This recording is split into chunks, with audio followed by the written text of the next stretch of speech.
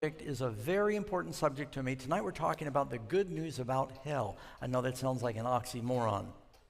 But the reason I say it like that is there are two extremes on this subject. And if you do not understand this subject, it makes it difficult for you to love God or even understand the justice of God. It is extremely important. Now there are two ultimate rewards, saved or lost. Jesus said, "You're with me or you're against me." There's no Switzerland in this battle. There's no neutral territory. And it's not that we want to spend a lot of time talking about where the lost are going to be. It's just that we need to understand it because it says something about God and his justice. And so we're going to go through these Bible lessons tonight, this study tonight, and I'm going to give you scripture, friends. And I turned away from God when I was young. I went to 2 or 3 Christian and Jewish schools growing up. I went to 14 schools. And I went to 2 Catholic schools, 2 Jewish schools, 2 military schools. I went to the same military school as Donald Trump, New York Military Academy. That's not a political statement. We didn't know each other, and I had no choice. It's just a fact I thought I'd share with you. But the reason I mention it is because we were required to go to services every week. My mother was Jewish, so one week I'd go to the Jewish services, which strangely enough were on Sunday.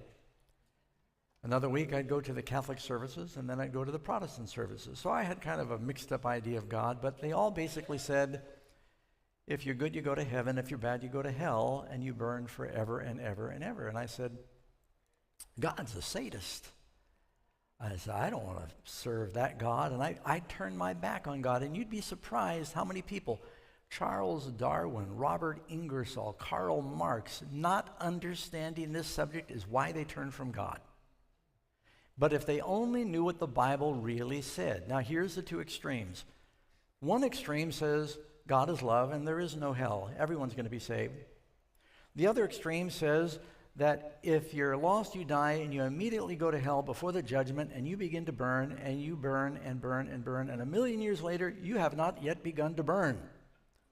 And you are burning through all eternity. And it doesn't matter if you are Adolf Hitler or 13 years old and committed suicide, you're going to burn the same amount of time. And to me, that was mind-blowing. It just didn't seem like there's any justice. And when I finally started reading what the Bible said, it was extremely liberating. So friends, don't rush out until you hear the evidence. You owe it to yourself to find out, what does the Bible say on this subject? What is the good news? All right, question number 1. It's not a question, actually. I'm going to start with an amazing fact.